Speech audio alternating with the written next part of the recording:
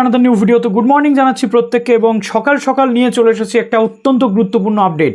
West বেঙ্গলের যে চাকরি সংক্রান্ত বিষয় বা ভর্তি সংক্রান্ত বিষয়ে লাস্ট ইয়ার আমরা দেখেছিলাম যে অনেকটাই প্রবলেম ফেস করতে হয়েছিল স্টুডেন্টস থেকে শুরু করে চাকরি প্রার্থীদের। তার নেপথ্যে ছিল একটাই কারণ, যেটা ওবিসি ইস্যু। এবং এই ওবিসি ইস্যু নিয়ে এখন রাজ্য সরকারের অবস্থান কি? ওবিসি 17% আর নেই, 7% হয়ে গেছে এবং বিধানসভাতে আইনের সংশোধন করা হয়েছে, বিল পাস হয়ে গেছে এই নিয়ে। কিন্তু এখনও যে জটটা রয়েছে সেটা হচ্ছে সুপ্রিম কোর্টের আগের রাজ্য সরকারের করা মামলা যে 17% যাতে করা হয় তার জন্য। তো আজকে সুপ্রিম কোর্টে ওবিসি সংক্রান্ত মামলা উঠতে চলেছে। এখানে নির্ভর করছে যে মামলার সাথে সাথে চাকরির আগামী দিনের কি ভবিষ্যৎ সেটা, তার সাথে অলরেডি যারা ইন সার্ভিস রয়েছেন ওবিসি সার্টিফিকেট দেখিয়ে তারা তো ইন সার্ভিস হয়েছেন 2011-12 পরে যে ওবিসি সার্টিফিকেট ইস্যু হয়েছে, বা যে সকল ক্যান্ডিডেটরা সংরক্ষণের আওতায় আসতেন সেই সব নিয়মিত চেঞ্জ হয়েছে।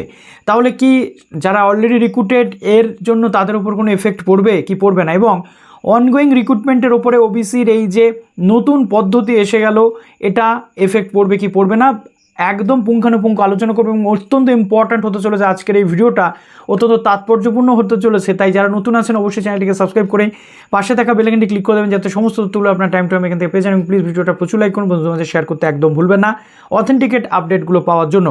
তো প্রথমত আপনাদের একটা কথা আমি মনে করিয়ে দিতে চাই যে ওবিসি সংক্রান্ত বিষয়ে একাধিক মামলা চলছিল।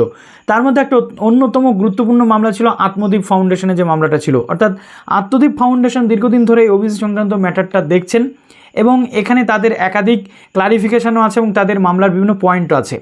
তার সাথে রাজ্য সরকারের যে মামলা সেটা ছিল এবং তার সাথে একাধিক আলাদা আলাদা যে মামলা সেগুলো কিন্তু ছিল। এবং মেন এই মামলার যে মুখ ছিলেন তিনিও কিন্তু এই মামলা যে ম্যাটারটা রয়েছে সেটা নিয়ে যথেষ্ট হ্যাপি, তার কারণ তিনি এই মামলাটা চালাচ্ছিলেন দীর্ঘদিন ধরে, যে 7% সংরক্ষণ থাকবে, 17% সংরক্ষণ যাতে না থাকে।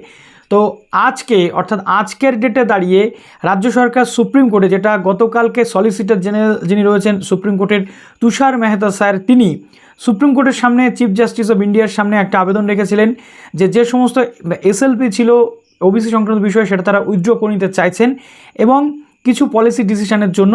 এবং তার জন্য আজকে, এটা গতকালকে তিনি মেনশন করেছিলেন, আজকে সেই মামলাটা সিজিআইয়ের আন্ডারে আসতে চলেছে এবং সিজিআই বলেছেন অলওয়েজ ওয়েলকাম, অর্থাৎ তারা চাইলে মামলা অলওয়েজ উইথড্র করতে পারেন, এর জন্য তাদেরকে ওয়েলকাম জানানো হচ্ছে। অর্থাৎ আজকে রাজ্য সরকার ওবিসি সংক্রান্ত যে ম্যাটারটা ছিল সেটা তুলে নিচ্ছেন। এর ফলে অফিসিয়ালি আর কোনো বাধা রইল না, 7% সংরক্ষণ কিন্তু থাকছে এবং সেই অনুযায়ী রিক্রুটমেন্ট বা বাদবাকি যে প্রসেস সেগুলো হচ্ছে। এবার এই সরকার আসার শুরুতেই বা তার আগেও বলেছিলেন যে ওবিসি ম্যাটার হোক বা যাই হোক, এই সংক্রান্ত বিষয়ে অনগোয়িং যে রিক্রুটমেন্ট তার উপরে কোনো এফেক্ট পড়বে না। এবং হাইকোর্টের যে নির্দেশ এসেছিল, সুপ্রিম কোর্ট তো অ্যাকচুয়াল হাইকোর্টের নির্দেশটাকে বহাল রেখেছিলেন এবং তপব্রত চক্রবর্তী স্যারের যে ডিভিশন বেঞ্চ ছিল সেই ডিভিশন বেঞ্চ থেকে এই রায়টা এসেছিল যে 7% সংরক্ষণ হবে, 17% নয়। সেখানে বলা হয়েছিল অলরেডি যারা রিক্রুটেড রয়েছেন বা অলরেডি যারা অনগোয়িং প্রসেসে আছেন এর ওপর তাদের কোনো এফেক্ট পড়বে না, অর্থাৎ তাদের যেমন 17% আগে ছিল সেই অনুযায়ী হবে। যেহেতু নতুন রায় এসেছে, নতুন রায় অনুযায়ী আপকামিং যেগুলো তার উপরে এফেক্ট পড়বে এবং অনগোয়িংয়ের উপরে এফেক্ট পড়বে না। কিন্তু যেটা আমরা দেখতে পাচ্ছি যে আগে যে কথাগুলো বলা ছিল বেশিরভাগ ক্ষেত্রে সেই কথাগুলো বর্তমানে টিকছে না। তাই সেই দৃষ্টিকোণ থেকে অনগোয়িংয়ের উপরেও এর এফেক্ট পড়তে পারে। এই 17 এবং 7 যে দরজাটা ছিল এর এফেক্ট পড়তে পারে। এবং যেটা আমরা দেখতে পাচ্ছি যে আজকে সুপ্রিম কোর্টে ওবিসি মামলা যেটা ছিল সেই মামলাটা হাইকোর্টের রায়কে চ্যালেঞ্জ করে সেই মামলাটা রাজ্য সরকার ফেরত নিতে চলেছে এবং এর ফলে মূল মামলার পাশাপাশি বাদবাকি যতগুলো মামলা ছিল একটা মামলাও কিন্তু আর থাকবে না, সেগুলো কিন্তু অপ্রয়োজনীয় হয়ে যাবে।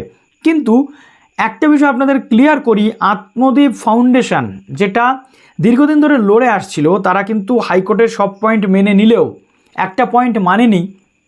কোন পয়েন্টটা? যে বর্তমানে অলরেডি যারা ইন সার্ভিস রয়েছেন 2011 বা 12 যে নিউ রুলস এসেছিল ওবিসির ওই 17% নিয়ে, সেটা তো এক প্রকার বলতে গেলে অবৈধ, সেটা এখন প্রমাণিত হয়েছে। তাহলে কি করে সেই অবৈধ সিস্টেমের রুলসের ওপর ভিত্তি করে যারা চাকরি পেয়েছেন 17%-এর ভিত্তিতে তাদের চাকরিতে বহাল রাখা যাবে? এবং এই নিয়ে একটা মামলাও কিন্তু সুপ্রিম কোর্টে অলরেডি রয়েছে এবং আত্মদ্বীপ ফাউন্ডেশনের পক্ষ থেকে জানানো হচ্ছে সেই মামলাটারও কিন্তু আজকে লিস্টিং রয়েছে। এবং ডেলি কজ লিস্ট রয়েছে, চিফ জাস্টিসের আন্ডারে রয়েছে, এবং সবচেয়ে গুরুত্বপূর্ণ ব্যাপার যে আত্মদ্বীপ ফাউন্ডেশন কিন্তু এই মামলা থেকে সরছে না। অর্থাৎ আত্মদ্বীপের যে বক্তব্য রয়েছে সেটা খুব পরিষ্কার যে 2012-তে যে রুলসটা তৈরি হয়েছিল সেই রুলস অনুযায়ী অবৈধ আইনের কারণে যারা চাকরি পেয়েছে তাদের চাকরি থেকে বরখাস্ত করতে হবে, এটা তারা জানাচ্ছেন। তাহলে সেই অনুযায়ী আমরা যদি দেখি অনগোয়িং প্রসেস যেটা রয়েছে, এটা তো এখনও রিক্রুটমেন্টই হয়নি, অনগোয়িং প্রসেসের ওপরেও আত্মদ্বীপের এই মামলার এফেক্ট পড়তে পারে।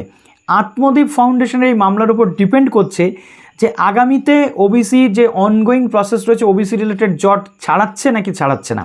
তো এটা আমাদেরকে অবশ্যই দেখতে হবে।